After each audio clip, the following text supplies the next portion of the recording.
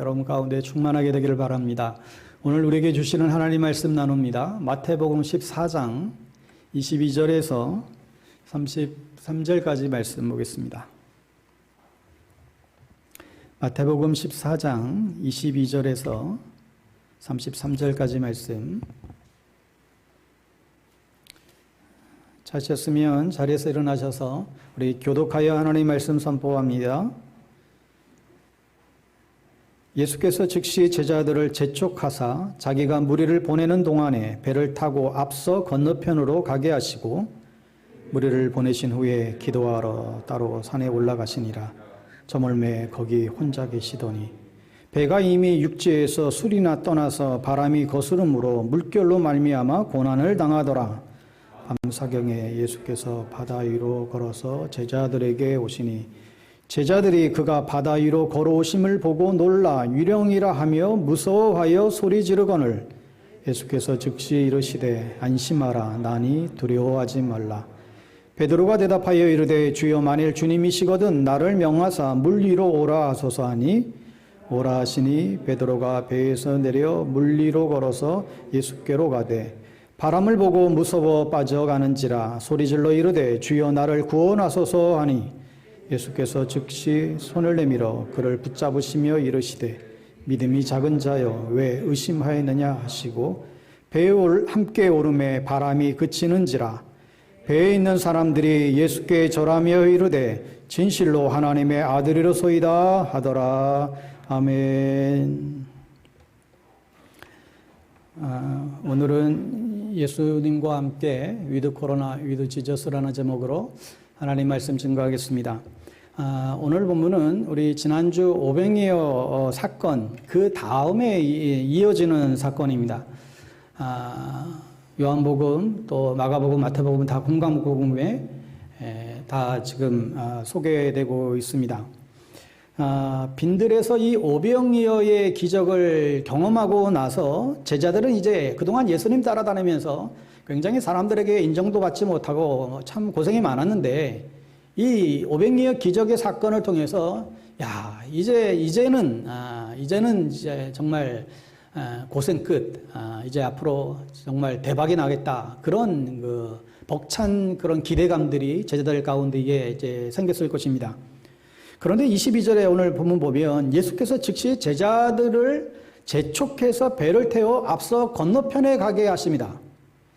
지금 제자들은 오병이어의 그 기적을 통해서 아주 충만한 행복감에 젖어 있는 상태이고 또 무리들도 예수님을 자신의 왕으로 막 받들려고 하는 아주 그런 상황에 있습니다. 그런데 예수님은 산에 홀로 기도하러 올라가십니다. 그 사이에 제자들은 풍랑을 만나서 순식간에 물에 빠지는 위기를 당하게 되죠. 대박을 기대했는데 정말 쪽박을 찬 그런 신세와 같은 처지에 그들은 이르렀습니다. 여러분, 우리가 살다 보면 이런 경우들이 있지 않습니까? 사실 교회에 오시는 분들 보면 많은 경우, 이런 경우들이 참 있습니다. 특히 되게 이 신학교에 늦게 오시는 분들을 보면 이런 인생의 어떤 고통, 어떤 그런 고난을 통해서 신학교 오시는 분들을 종종 봅니다. 인생의 밑바닥에 그냥 완전히 쾅 떨어져서 그래서 다시 일어나서 다시 신학교에 오시는 것이죠. 높은 곳에 있다가 순식간에 아주 땅바닥에 떨어진 것입니다. 정말 하루아침에 쪽박차는 경우들이 있습니다. 그런데 이때가 참 중요하다는 거예요. 아주 높은 곳에 있다가 완전히 바닥으로 떨어질 때 혹자는 이런 표현도 했어요. 어려울 때 웃는 사람이 인류다. 힘들고 어렵다고 징징 울면 삽니다. 이런 표현도 있습니다. 예수 믿는 우리는 역설적인 진리를 믿는 사람들이죠. 그래서 사도 바울이 감옥에서도 두려워하지 않고 기도하고 찬송을 부르죠. 그래서 감옥문이 열리고 간수 가족이 예수를 믿고 구원을 받는 그런 기적의 사건들도 우리는 기억합니다. 여러분, 그 강아지를 이제 요즘 많은 분들 이제 좋아하시는 분들 많이 계신데, 여러분, 강아지들이 어떤 사람이 지나가면 막 짖는 경우가 있어요. 여러분, 강아지들이 사람을 차별하는 그런 느낌을 받은 적이 없습니까? 가만히 있다가도 나만 지나가면 막 짖어대는 거예요. 그럼 괜히 기분이 나빠지는 것이죠. 왜 그럴까요? 어떤 사람은 짓고 또 어떤 사람은 짓질 않아요. 이유가 뭘까요? 어떤 분은 악한 사람은 짓고 나쁜 놈은 짓고 뭐 그렇다는데 강아지가 그렇게 영적인 것은 같지 않고 여러분 그 짓는 이유가요. 사람이 두려운 마음을 가지고 지나가게 되면 그 떠는 진동, 그 두려움에 떠는 진동을 개가 느낀다는 거예요. 개가 굉장히 민감하잖아요. 촉이 대단하잖아요. 그걸 감지해서 짓는다는 거예요. 자기 앞에 지나가는 사람이 저기 두려운 마음으로 지나가네. 그걸 감지하고 짓는다는 거예요. 여러분 사람에게 두려움이라고 하는 게 있는데 어떻게 보면 개한테까지도 이 두려움을 우리는 들키고 살아가곤 합니다. 여러분 우리의 모습이 그렇다고 생각해요. 두려움이 있고 그 두려움을 감추지 못하고 살아가는 것이죠. 눈 깜짝할 사이에 오늘날도 이 지구상에는 수많은 일들이 일어납니다. 얼마나 두려운 일들이 일어나는지 모릅니다. 크게는 지진과 전쟁, 홍수, 또 산불, 각종 사고와 재난. 여러분들은 무엇을 두려워하면서 여러분은 살아가십니까? 심리학에서 소위 포비아라고 하는 단어가 있습니다. 이 공포감을 뜻하죠. 어떤 특정 물건이나 환경, 상황에 지나치게 두려워하거나 염려하는 불안장애를 가리키는 단어입니다. 이러한 포비아에는 광장 공포증, 고소공포증, 폐쇄공포증, 배행공포증 등등의 공포감을 주는 이 포비아의 대상이 아주 다양한데 어떤 동물이나 곤충에 대한 공포, 피를 보거나 주사를 맞을 때의 그 공포, 기타 어떤 의학적인 검사에 대한 그런 공포, 이게 무려 300여 가지나 된다고 그래요. 여러분 현대인들은 이렇게 많은 공포의 두려움 가운데에 오늘날 살아간다는 것입니다. 여러분 오늘 본문의 제자들은 죽음에 대한 공포, 이 물에 대한 이 공포, 두려움을 느끼고 있습니다. 물에 빠져 죽을까 봐 그들은 마음의 근심에 쌓여 있습니다.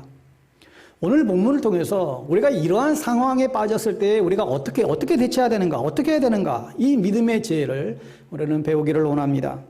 오늘 본문의 베드로는 굉장히 평소에 말이 빠르고 또 생각보다 행동이 빠른 사람이에요. 그래서 실수를 많이 하죠. 그럼에도 예수님은 베드로를 수제자로 삼았어요. 갈릴리 바닷가에서 예수님이 제자를 부르면서 나를 따라오너라 했을 때에 제일 먼저 배를 버려두고 따라간 사람이 베드로입니다. 너희는 나를 누구냐 물었을 때에 주는 그리스도시요 살아계신 하나님의 아들입니다. 그렇게 믿음의 고백을 통해서 초대교회에 정말 반석과 같은 일꾼이 베드로예요. 예수님의 십자가 죽음 앞에서 다른 사람들은 다 주를 버릴지라도 나는 자기는 죽기까지 따라가겠다고 호언장담했던, 그리고는 또 3번이나 예수님을 또 부인했던 인물이 베드로입니다. 베드로는 예수님이 어떤 일을 하시거나 제일 먼저 관심을 보이고 또 응답을 하곤 했죠. 오늘도 물 위로 걸어오시는 예수님을 보고 제일 먼저 나를 명하사 물 위로 오게 하소서 외칩니다. 그래서 예수님이 오라 하시니 그냥 물속에 뛰어들어가요. 이 베드로의 모습을 보면서 참 이런 성도 몇 사람 있으면 목회가 재미있겠다, 신이 나겠다. 이 정도 되면은 이 정도는 되어야 뭔가 큰 일을 하지 않겠습니까? 예수님은 피리를 불어도 춤을 추지 않고 애국하에도 울지 않는 세대라고 현실에 안주해버리고 영적 감각을 상실해버린 세대를 향하여 지적한 바가 있죠. 가룟 유다와 베드로의 차이는, 가룟 유다는 정말 머리가 좋아서 계산이 밝아서 항상 자기 기준으로 예수님을 판단했지만 베드로는 머리는 그렇게 좋지 않았던 것 같아요. 가룟 유다는 예수님이 뭔가 좀 하자고 하면 제일 먼저 계산기도 들이고 계산하기에 바빴어요. 그러나 베드로는 일단 행동으로 옮겨버려요. 여러분 교회 공동체에는 사실 이 두 부류의 사람이 다 필요할 때가 있습니다. 어떤 경우에는 계산이 아주 밝고 똑똑한 사람들이 필요할 때가 있어요. 특히 작은 일 할 때에는 똑똑한 사람들이 필요해요. 그런데 큰 일을 할 때에는 어떤 거룩한 새 역사를 이루려면 똑똑한 사람이나 일 잘하는 사람이 필요한 게 아니에요. 마음을 같이 해서 함께 갈 동지들이 필요해요. 큰 일을 할 때는 다른 게 필요한 게 아니라 마음을 같이 하고 함께 뜻을 이루는 그런 사람들이 필요하다는 거죠. 교회도 초기에는 같이 밥 먹고 함께 비빌 언덕들이 필요합니다. 그러나 시간이 갈수록 든든한 기둥들이 필요한 거예요. 조그만 일 생겨도 조속으로 감정이 바뀌고 자기 머리로 판단하고 그런 사람들이 아니라 기둥처럼 요동치 않는 성도들이 중요하다는 거예요. 예수님이 오라고 한 이 한마디의 말 속에 물속에 떠들 줄 알았던 베드로를 보시고 예수님의 마음은 굉장히 든든했을 것 같아요. 저 정도면 됐다. 물론 가룟 유다는 예수님을 배신해서 떠났고 베드로도 예수님을 또 부인했고 그렇지만 회개하여 돌아왔고 결국 그 생명 마지막까지 복음을 위하여 순교의 삶을 마쳤습니다. 근데 이게 어떻게 가능했을까요? 오늘 보면 27절에 예수님이 안심하라, 나니 두려워하지 마라. 풍랑을 만나 두려움 가운데 떨고 있는 제자들을 찾아가서 주님께서 하신 말씀이 뭐예요? 안심하여라, 나다, 두려워하지 말아라. 여러분이 오늘 설교의 다른 내용을 다 잊어버린다 할지라도 여러분 오늘 교회 문을 나서시면서 이 음성이 계속해서 맴돌게 되기를 바라요. 안심하다, 안심하여라, 나다, 두려워하지 말아라. 여러분이 우선적으로 기억할 것은 예수는 우리가 어려움을 겪고 있을 때 나를 보고 계시고 나를 위해서 기도하고 계시다는 사실입니다. 여러분 이게 얼마나 위로가 되는지 몰라요? 우리 삶에 얼마나 많은 위기와 어려움의 순간들이 찾아옵니까? 그런데 그 순간에 예수님이 우리를 보고 계시고 우리를 위하여 기도하고 계시다. 예수님이 왜 제자들을 재촉해서 저 배를 타고 건너편으로 이제 보내시고 자신은 기도하러 산에 올라가셨을까요? 이때 예수님은 어떤 기도를 하셨을까요? 아마 제자들을 위해서 기도했겠지요. 이 제자들이 아직은 부족하고 온전히 하나님을 신뢰하며 살아가는 방법은 모르지만 이제 머지않아 어떤 상황, 환경 가운데서도 믿음을 지키는 영적인 사람으로 세워지도록 예수님은 제자들을 향하여 이런 기도를 드렸을 것이라 생각해 봅니다. 동일한 마가복음 6장에서 이 본문은 바다 한가운데에서 파도가 이제 찾아왔다고 표현하고 있는데 우리 인생의 여정 가운데에 정말 한복판의 한 중심에 불쑥불쑥 찾아오는 여러 가지 위기들이 있습니다. 중년의 위기가 있고 또 노년의 위기들이 있습니다. 그래서 아무리 애를 써도 거슬러 불러오는 그 바람으로 인해서 뒤로도 못 가고 앞으로도 가지 못하는 그런 인생의 경험들을 우리가 한두 번씩은 우리가 다 겪지 않습니까? 이때 주님은 우리를 위하여 기도하고 계시다는 거예요. 여러분 우리가 힘들고 어렵고 좌절하고 또 위기 가운데 있을 때 예수님은 우리를 보고 계시고 우리를 위하여 기도하고 있다는 사실입니다. 내가 정말 고통스럽고 외롭고 힘들 때 주님은 나를 위해서 기도하고 있다. 이 사실을 아는 게 얼마나 중요한지 모릅니다. 여러분과 저를 위하여 주님이 기도하고 계시대요. 우리는 살아가면서 얼마나 많이 이런 질문을 합니까? 하나님 도대체 어디 계세요? 하나님 대체 어디 계신 거예요? 우리가 하나님께 이 질문을 한두 번 할 때가 아니죠. 어쩌면 지금도 이 질문을 하고 계신 분이 계신지 모릅니다. 그러나 주님은 우리를 찾아오셔서 내가 너를 보고 있노라고, 내가 너를 위해서 기도하고 있다고 확신으로 다가올 때 이게 얼마나 격려가 되는지요. 주님은 저와 여러분이 고통 가운데 있을 때 보고 계시고 기도하고 계신 분이십니다. 여러분 70억이 넘는 이 인구, 이 지구촌 가운데에 주님이 그 가운데서 주님이 나를 보고 계시고 기도하고 있다는 말이 믿어지세요? 그 많은 사람 가운데 이 볼품없는 나를 주님께서 눈여겨보고 계시고 나를 위해 기도하고 있다고요. 여러분 여기에 대해서 확신을 가지시기 바랍니다. 왜냐하면 온 우주 만물을 아주 디테일하게 만드시고 창조하시고 조성하신 분이 바로 우리 하나님이시기 때문에 가능한 것입니다. 그렇다면 이런 질문을 할 수가 있죠. 아니 날 보고 계시고 날 위해서 기도하고 계신다는데 내 인생이 왜 이렇게 힘든 거예요? 날 위해서 기도하고 있다며요. 그런데 왜 내 인생이 이렇게 꼬이고 힘들게 가냐고. 왜 나라와 하여금 주님 앞에 나와서 당신이 정말 하나님이 맞냐고 왜 이런 질문하게 만드느냐고 우리가 이런 질문을 되물을 수가 있겠죠.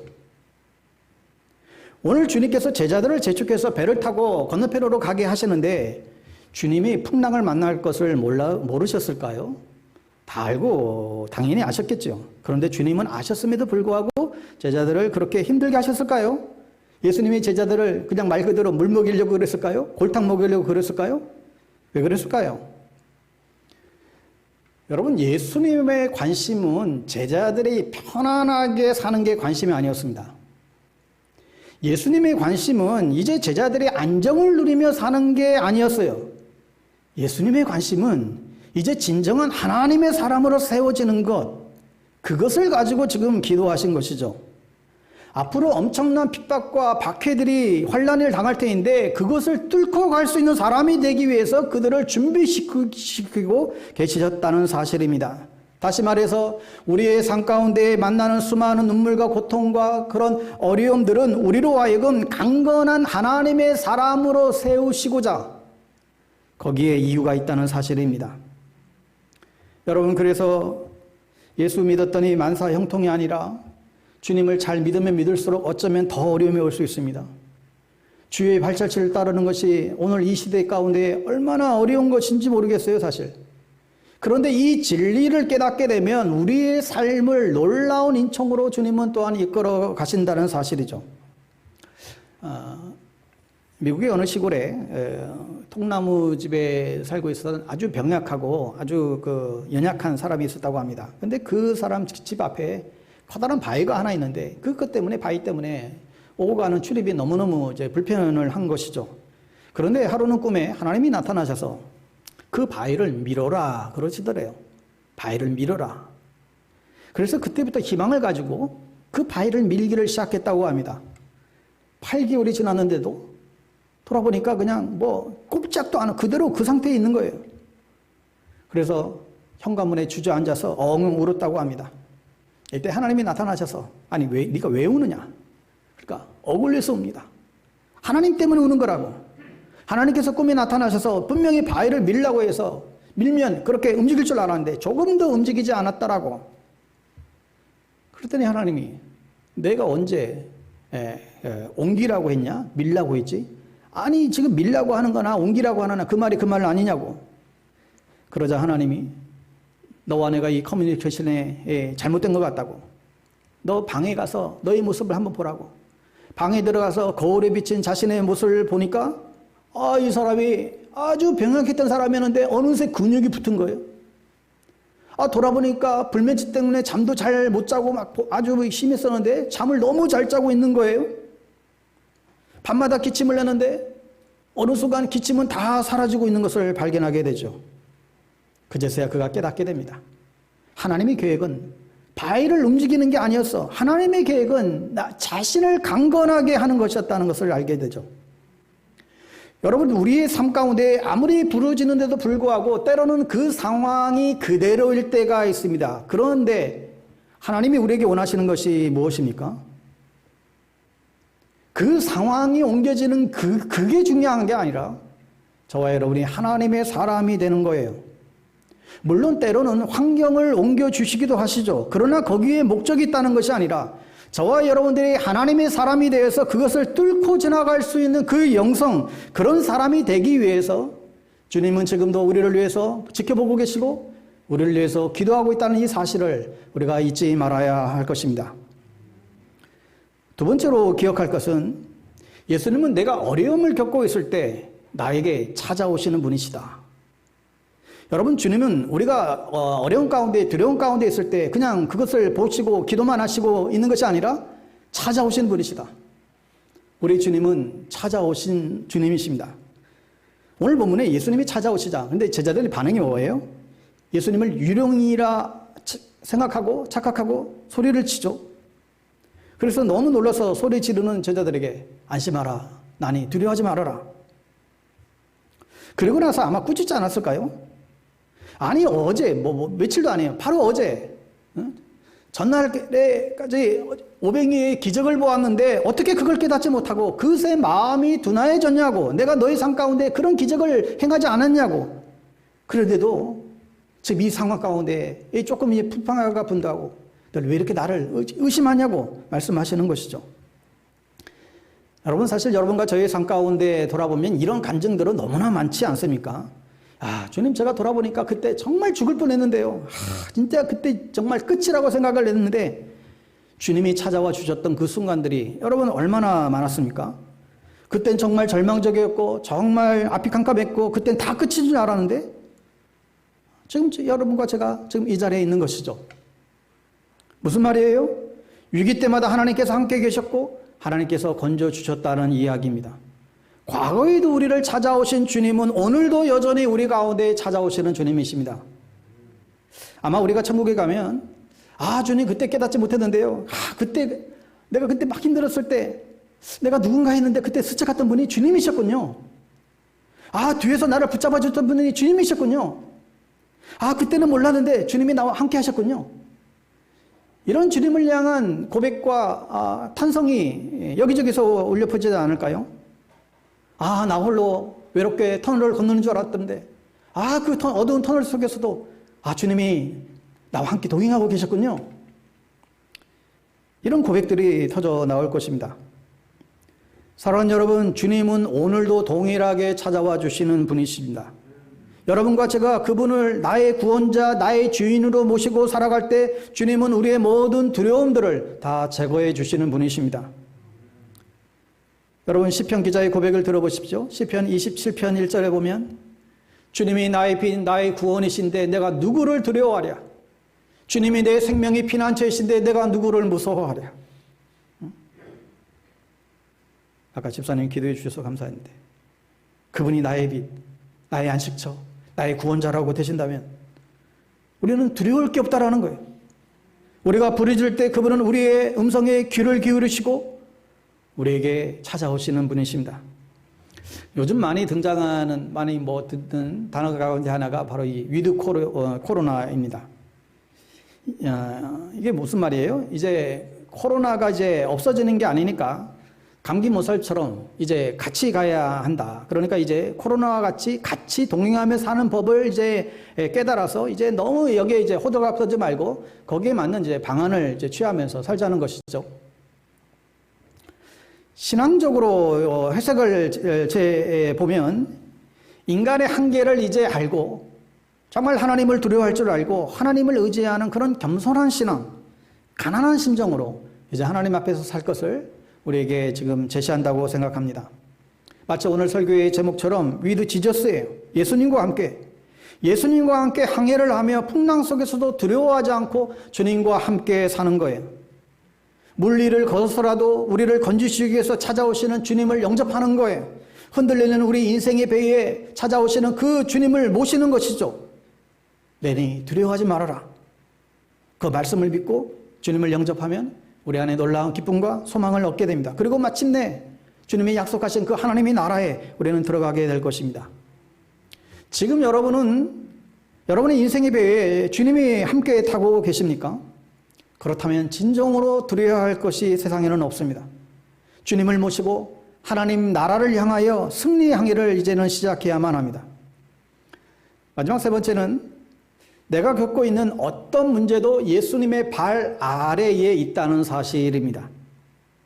하여 주님과 함께하는 믿음의 모험을 시작하라는 것이죠. 주님이 물 위를 걸으라고 할 때가 있으면 이제 거룩한 믿음의 모험을 하라는 거예요.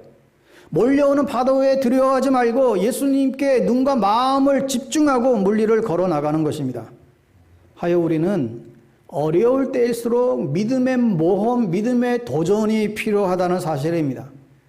여러분, 만약에 베드로가요 그냥 호숫가에 앉아서 그냥 고기나 잡고 물장구나 치고 있었으면 물 위를 걷는 거는 상상도 하지 못했을 뿐만 아니라 또 그러한 몰려오는 파도도 볼 수가 없었을 것입니다. 예수님의 말씀을 믿고 물 위에 서 보니까 비로소 몰려오는 파도도 보이게 된 것이죠. 여러분, 예수 믿으면서 눈에 보이는 것 때문에, 귀에 들리는 것 때문에 물에 빠져서는 안 됩니다. 흔들리는 풍파 때문에 우리가 흔들려서는 안 되는 것입니다. 베드로가 빠진 것처럼 우리도 물에 빠질 때가 있어요. 그것은 우리가 그 약속을 잊어버리고 그때 물에 빠지는 것이죠. 우리가 주님의 바라보는 시선을 놓쳤을 때 물에 꼴깍꼴깍 빠지는 것이죠. 이때 우리가 어떻게 살 수 있어요? 우리에 빠졌다 할지라도 주여 나를 구원하소서 주님을 찾아야 하는 것입니다. 사랑하는 여러분, 모든 문제는 예수님의 발 아래에 있다는 사실을 기억하십시오. 예수님은 바다 위를 걸어오셨어요. 그 물이 누구 밑에 있는 것입니까? 예수님 발 밑에 있는 거예요. 죽음을 위협하는 물이 예수님의 발 밑에 있다는 거예요. 여러분을 위협하는 물이 무엇입니까? 건강이라고 하는 물인가요? 재정이라고 하는 물인가요? 자녀라고 하는 물입니까? 그게 무엇이든지 예수 그리스도의 발 밑에 있다라는 사실을 깨닫게 되는 것이 너무너무 중요합니다. 내 안에 계신 예수님께서 우리 인생의 모든 문제를 그분의 발 밑에 주관하고 있다는 이 진리 앞에 나아갈 때 우리는 담대해질 수가 있습니다. 제 주변을 보면 아주 훌륭하게 목회하시는 분들도 많이 계시고 또 어떤 분들은 목회를 아주 안정적으로 하시는 분들도 계십니다. 안정적이라고 하는 말은 제가 아주 얌전한 표현이고요. 절대 갈등을 일으키지 않고 교회 안에 입김 센 사람들 비유 잘 맞춰서 챙길 거 잘 챙기고 너도 좋고 나도 좋고 무사하게 사역하시는 분들이 계세요. 그러나 저는 그렇게 사역하고 싶지 않습니다. 이제 뭐 살면 얼마나 살고 목회로 부름을 받았으면 잠시 물리를 걷다가 빠질지언정 하나님의 주권을 믿고 믿음의 모험을 하며 나아가야죠. 그렇게 살아가고 싶어요. 코로나 시대에 아무리 우리가 어려워도 눈 부릅뜨고 이 시대에 우리 교회를 통해서 하나님께서 이루실 일이 뭔지 나중에 설령 땅바닥에 떨어지는 한이 있다 할지라도 안주하지 말고 주님의 뜻을 구하고 찾고 드리고 싶습니다. 하나님이 함께 하시는 교회로서 이 시대에 우뚝 서는 교회로서 비록 머리도 나쁘고 능력도 없어도 물리를 걸어가야죠. 시시하게 살지 말자는 거예요. 내 재산이나 쌓으며 안주하며 살지 말자는 거예요. 어제도 저한테 문자가 하나 나왔는데 부고알림. 제 고향 친구예요. 54세. 오늘 장례에 치러요. 작년에 저한테 뭐 뜻밖의 그냥 갑자기 귤 한 박스를 그냥 그 친구가 보내왔던 친구인데 어제 부고 안내를 받았어요. 인생 무상이 되지 않으려면 나에게 주어진 시간을 낭비하지 말고 정말 도전하는 인생을 사셔야 됩니다. 여러분 오늘 이 베드로를 보면서 거룩한 모험의 중요성을 다시금 생각하게 됩니다. 배는 바다에 나가기 위해서 존재합니다. 기업은 이윤 창출을 통해서 사회에 이바지하기 위해서 존재하죠. 기업은 돈 벌기 위해서 존재해요. 교회는요. 교회의 존재의 이유는 뭡니까? 교회는 복음으로 세상을 변화시키고 빛과 소금의 사명을 감당하기 위해서 존재합니다. 하여 예수님이 건너라고 하시면 우리는 파도와 어떤 풍파가 있어도 순종하고 건너가야 하는 것입니다. 사람들이 박수와 환호성 치는 그 자리에 머물지 말고 풍랑을 만나도 저편으로 건너는 항해를 하라는 거예요. 말씀에 순종하는 삶을 살라는 것이죠.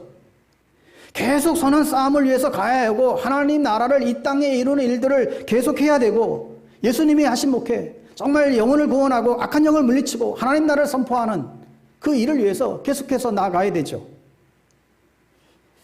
지난주에 제가 아끼는 후배 목사가 상담하러 찾아왔어요. 지금 인천에서 이제 부목사 하고 있는 이제 친구인데 모 교회에서 담임 목사 이제 청빙이 왔다는 것입니다. 아유 잘 듣노라고. 근데 문제는 그 교회 건축도 잘 지었고 성도들도 한 350명 이제 모이고 목회하기 딱 좋은 너무 좋은 환경인데 문제는 이전에 목사님이 이제 은퇴하시는데 은퇴하시면서 그 은퇴 비용을 좀 감당하고 들어오라는 거예요. 그래서 고민이 된다고. 제가 그 얘기를 듣자마자 아니 돈 주고 담임 목사 그 자리를 사라는 게 아니냐고. 그 현대판 그 면제부 판매하는 게 아니냐고. 그 고민할 것도 없이 거절하라고. 또 그 교회도 문제라고. 아니 그 정도 규모의 교회라면 전임 목회자 예우를 교회가 해야지 그걸 후임 목사한테 그거를 맡기는 그런 교회가 어디 있냐고. 정말 웃기지도 않는 상식적이지도 않는 일들이 한국교회 안에 많이 일어납니다. 더 거칠고 힘든 곳으로 하나님이 부르시면 있던 것도 다 내려놓고 갈 수 있지만 사례비 조금 더 준다고 목사 자존심 다 팽개치고 후다닥 짐 싸서 가버리고. 제가 그 후배 목사한테 그랬어요. 야, 우리가 돈이 없어도 쪽팔리게 사람 눈치 보지 말고 비겁하게 목회하지 말자. 하나님이 굶주리게도 하지 않으시고 이래도 먹고 저래도 먹고 살아. 네가 지금 있는 곳에서 최선을 다하고 있으면 하나님이 알아서 널 인도할 거야. 주위에서 쓸데없는 소리 그거에 귀 기울이지 말고 묵묵히 지금 네가 가야 될 길 온전히 그 길만 똑바로 가라고. 여러분, 하나님이 능력 주시는 데까지만 가면 되고 하나님이 허락하시는 데까지만 가면 돼요. 그리고 예수 그리스도 그분 한 분으로 만족하는 것이죠. 예수님만 바라보고 가야 하는 것입니다. 베드로가 바람을 보고 순간 두려워 물속에 빠져드는데 예수님을 이제 놓쳐버리니까 빠지는 거죠. 이게 겁먹으면 사탄 마귀들이 막 몰려오는 거예요. 만만하게 여기는 거죠. 우리가 대장 되신 예수님께만 정말 집중해서 바라보고 예수님만 앞세우고 나아가면 겁날 게 없습니다. 우리가 말씀을 붙잡고 예수 십자가 바라보고 나아갈 때 능력의 주님께서 큰 바위 및 안전한 그곳으로 숨기시고 오늘 찬양처럼 주 손으로 덮어주세요. 그러나 사람 바라보고 세상 바라보다가 마귀의 유혹에 빠지는 것이죠. 찬송가 288장 예수로 나의 구주 삼고 우리 3절 가사에 보면 주 안의 기쁨 누림으로 마음의 풍랑 잔잔하니 세상과 나는 간 곳 없고 구속한 주만 보이도다. 이것이 나의 간증이요 이것이 나의 찬송일세. 나 사는 동안 끊임없이 구주를 찬송하리로다. 오직 예수 바라보고 가는 것입니다. 사도 바울이 히브리서 11장 1절에서 믿음의 주요 온전케 하시는 이 예수를 바라보자. 여러분, 우리가 예수를 바라보지 않고 살면 어떻게 될까요? 여러분, 예수를 바라보지 않고 우리가 이 땅을 살아가게 되면 고작해야 나중에는 인생은 나그네 길 그런 노래나 부르면서 정처 없이 흘러가는 덧없는 인생으로 끝날 거예요. 또 주님 바라보지 못하고 사람 바라보고 가다가 실망하고 낭패해 볼 때가 얼마나 많은지요. 사람은 우리가 자주 하잖아요. 믿음이 대상이 아니라 그냥 사랑의 대상이라고. 결코 믿음이 대상이 아니에요. 1980년대에 하버드 대학의 생킴이라고 하는 아주 혜성같이 나타난 젊은 교수가 있었습니다. 그런데 하루아침에 아주 그냥 땅바닥에 그냥 아주 냅다 떨어진 거예요. 이 생킴 교수는 이 보스턴의 아주 이제 부유층에서 오늘날 같으면 정말 금수저 중에 금수저 집안에서 정말 좋은 환경에서 귀족 출신으로 태어나서 엘리트 교육을 받으면서 그 어린 나이에 하버드 대학의 교수가 됐어요. 그런데 이 젊은 나이에 그렇게 출세하다 보니까 마약에 빠지고 망가지는데 어느 날 겨울에 눈더미 위에 쓰러져 있는 자기 자신을 발견하면서 그때 다시금 돌이키고 변화하게 되는데 이분이 62살에 회심하고 난 다음에 서커스단 옛날 기억하죠? 그 그네 타기를 배우고 그 경험을 책으로 냈습니다. 여러분, 서커스를 보면 저쪽에서 그 봉을 잡고 그렇게 쫙 내려오다가 그거를 딱 놓으며 또 저쪽에서 오는 걸 또 잡든지 다른 사람을 손을 잡든지 그래서 건너가는 그 서커스 우리가 그거 이제 상상할 수 있습니다. 그 책 제목이 나르는 것을 배웠다예요. 그 책에서 그가 62살에 그네 타기를 배우면서 제일 힘들었던 것이 자기가 붙들었던 것을 놓는 거였대요. 그걸 놓는 순간 밑에 떨어져서 죽을 것만 같다라는 거예요. 자기가 붙잡은 거 이걸 놓을 수가 없더래요. 그런데 결국 그것을 손에 놓게 되니까 자기 몸이 하늘에서 막 날아가는 것을 경험했다는 거예요. 그리고는 처음에는 아무것도 안 잡고 날아가는 것이 너무너무 힘들었지만 그때 코치가 손을 뻗어라 그랬더니 누군가가 자기 손을 그냥 강하게 꽉 붙잡아 주더래요. 이때 그분이 고백하는 거예요. 그때 자기 손을 꽉 붙잡아 줬던 분이 바로 하나님의 손이었다는 걸 그때 영적인 어떤 그런 체험을 했다라는 것입니다. 여러분, 62살에 하늘 높이 그네 타는 것을 배우는 그런 모험이 필요하다고 생각합니다. 하늘을 날아보는 거예요. 내가 붙잡아야만 사는 줄 알았던 그 막대기를 내려놓고 이제 하나님이 붙잡아 주시는 그 인생을 경험해 보자는 거예요. 여러분 중에 혹 이제 은퇴할 때가 또 은퇴했다고 또 여러분 포기하지 마십시오. 여러분 그 은퇴는 다 끝나는 게 아니에요. 은퇴는 여러분 그 영어 단어로 리타이어라는 단어를 쓰잖아요. 타이어를 다시 갈아 끼고, 은퇴가 거기서 다 끝나는 게 아니라 타이어를 다시 갈아 끼고 새로운 목표를 향해 달리는 것. 이게 은퇴의 여정이라고 해석할 수 있습니다. 인생 사는데 문제가 없을 수 없습니다. 예기치 못한 문제의 연속입니다. 그러나 여러분, 문제가 없으면 사람은 발전을 못해요. 믿음도 성숙해지기가 어려워요. 그래서 우리는 문제보다 더 큰 믿음으로 모험하는 것이죠. 베드로가 실패한 이유는요, 의심 때문이었어요. 예수님을 안 보고 자기를 봤죠. 예수님은 의심을 버리고 물리를 걸어라 명령하셔요. 보이지 않는 그 미지의 그 두려운 그 세상 바다 위를 걸어라. 그래야 내가 새로운 인생의 시대를 너희는 경험하게 될 것이다. 사랑하는 여러분, 우리는 지금 위드 코로나 시대에 이제 돌입하고 있습니다. 아직도 뭐 델타 변이로 여러 가지 확진자들이 여전하지만, 하지만 이 베드로의 이 과감한 모험을 우리도 시도해야 되고, 물속에 빠져서 숨 넘어가는 현실을 당할 때 주님께 살려달라고 외치는 이 믿음이 필요한 때라고 생각이 됩니다. 세계는 지금 곳곳에서 분쟁이 그치지 않고 자연재해로 홍수가 남발하고, 이런 속에서도 예수님과 함께 동행하며 기적을 이루어 가야 됩니다. 넘어져도 하나님 앞에서 넘어지시고, 또 약해질 거면 하나님 앞에서 약해져야 됩니다. 사람의 연약함은 하나님을 다시 한번 바라보게 하시는 강력한 동기가 됩니다. 인생의 모든 문제는 믿음 안에서 하나님이 우리에게 감춰진 은혜의 선물과 같습니다. 하여 어려움 때문에 전화위복이 되고 하나님의 은혜를 체험하게 되는 것이죠. 사랑하는 여러분, 코로나가 우리에게 가져온 여러 가지 아픔과 파괴가 있지만 하나님은 이를 통하여 새로운 생명과 정금 같은 믿음의 도약을 우리로 하여금 하게 하십니다. 제가 좋아하는 박노해 시인의 늘 새로운 시 가운데 늘 새로운 실패를 하자, 이런 시가 있는데 군데군데 좀 표현을 인용해 보면, 돌아보면 내 인생은 실패투성이, 나에게 실패보다 더 무서운 건 의미 없는 성공이고 익숙한 것에 머무름이고 실패가 두려워 도사리는 것, 실패했다는 이유만으로 사라지지 않는다. 성공했지만 의미 없는 것들이 있고 실패했지만 씨알이 되는 것도 있다. 누군가는 새로운 길을 가다 쓰러져야만 그 쓰라림을 딛고 새날은 온다. 이제 같은 실패를 반복하지 말고 늘 새로운 실패를 하자. 사랑하는 여러분, 거룩한 믿음의 모험에 우리에게 실패가 있었다면 헛된 세상의 성공보다 훨씬 더 아름다운 것입니다. 하나님이 부르셨다고 승승장구 성공의 삶만 우리에게 보장하지 않습니다. 실패도 많이 할 것이고 우리는 자주 넘어집니다. 그러나 오늘 주님이 말씀하세요. 안심하라. 나다. 두려워하지 말아라.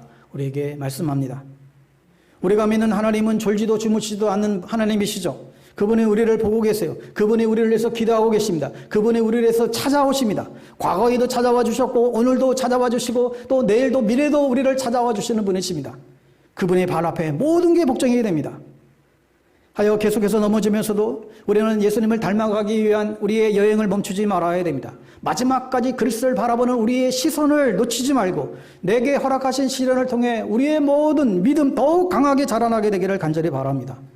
예수 그리스도 떠나서는 아무것도 할 수 없다라는 이 믿음의 고백이 우리 안에서 더 충만하게 나타나야 되는 것이죠. 여기에 하나님의 은혜가 있는 것이고 반드시 최후 승리가 주어지게 됩니다. 예수님의 부르심에 순종해서 물리를 걷는 기적도 우리가 체험하시고 어떤 환난과 시련이 와도 예수님을 우리 인생의 배에 영접해서 주님과 함께 그 거친 바다를 항해하는 믿음의 삶 다 될 수 있게 되길 주님의 이름으로 축원합니다. 아멘. 우리 찬양으로 고백했으면 좋겠습니다. 내게 허락하신 시련을 통해 우리 찬양드리겠습니다.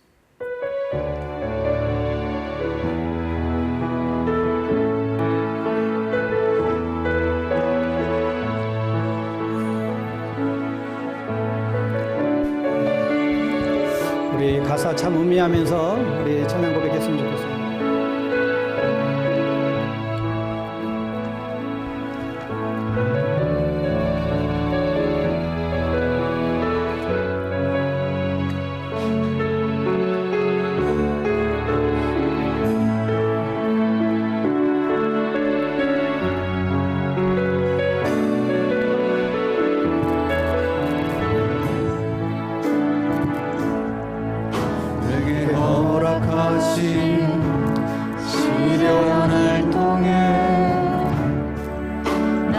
믿음 더욱 강하게 자라나고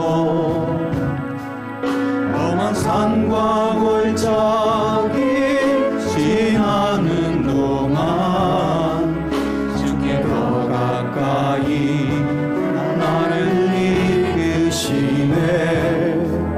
내가 겪는 시험이 어렵고 힘겨워도 내 주님보다 크지 않네.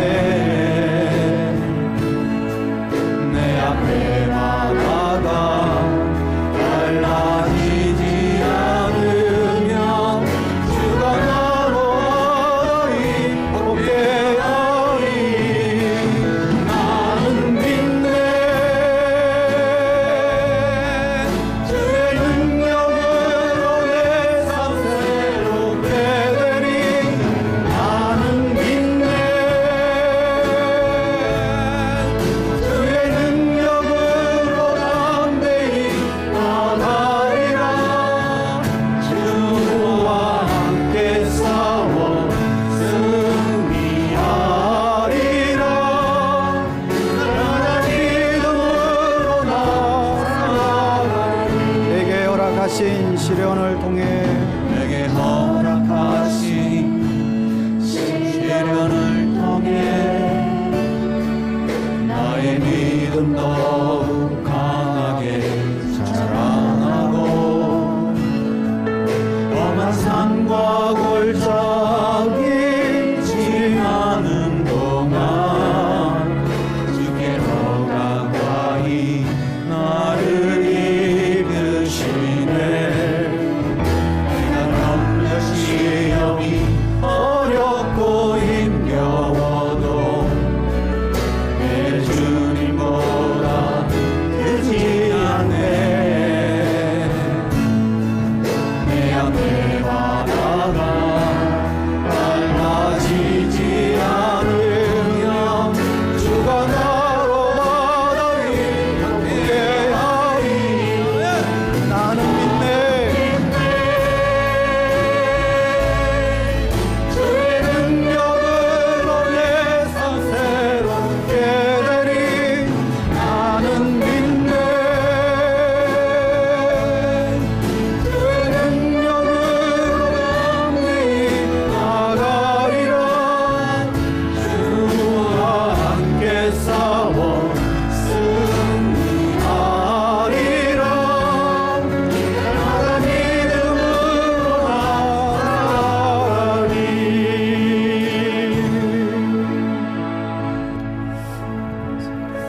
사랑하는 여러분, 우리 인생에 수많은 풍랑이 있다 할지라도 우리가 주님을 향한 이 시선을 놓치지 않고 오직 우리가 주님만을 바라보며 나아갈 때 주님께서는 분명히 선한 것으로 우리를 인도하시고 또 그 풍랑을 통하여 우리를 더욱 주님 앞으로 이끌어 가실 것입니다.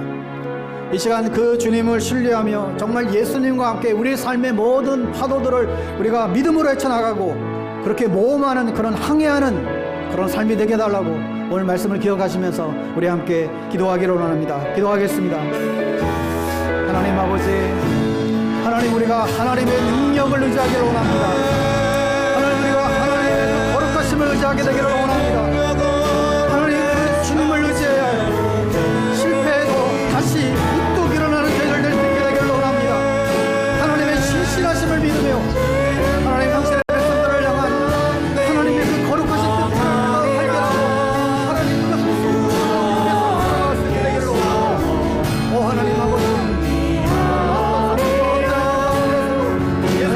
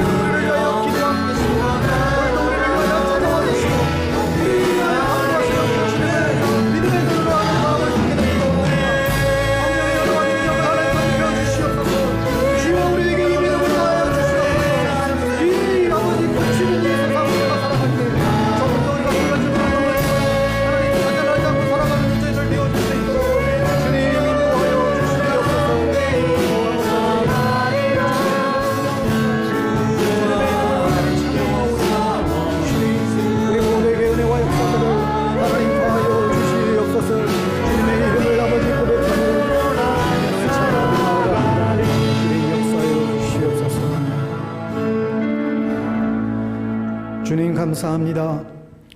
고난과 고통의 시기를 통해 우리가 더욱 주님을 만나기를 원합니다. 처음부터 끝까지 주님께만 소망을 두기를 원합니다.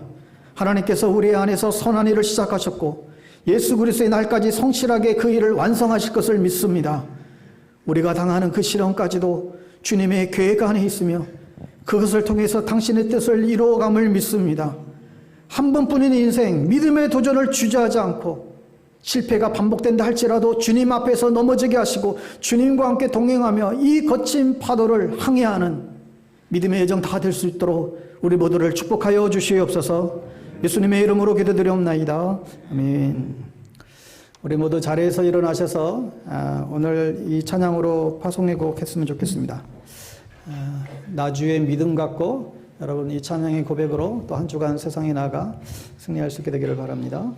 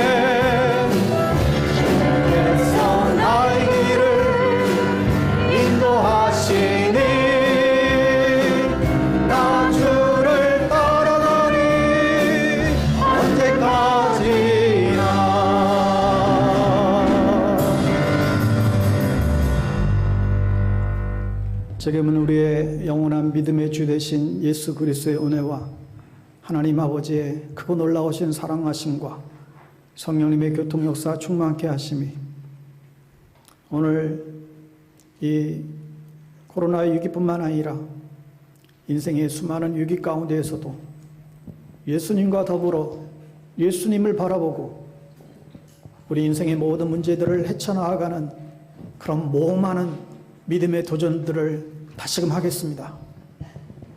믿음의 길, 또 믿음의 걸음 뒤처지지 않겠습니다. 다시금 고백하며 결단하며 나아가는 사랑하는 주의 백성들 머리 위에와 흩어져서 함께 예배하는 우리 모든 방배동 교회 믿음의 권속들 머리 위에와 우리의 자녀와 우리의 가정과 또 우리의 모든 삶의 터전 위에 그리고 이 나라와 이 민족 저 북녘 땅 위에 지금부터 영원토록 함께 하옵시기를 간절히 축원하옵나이다. 아멘.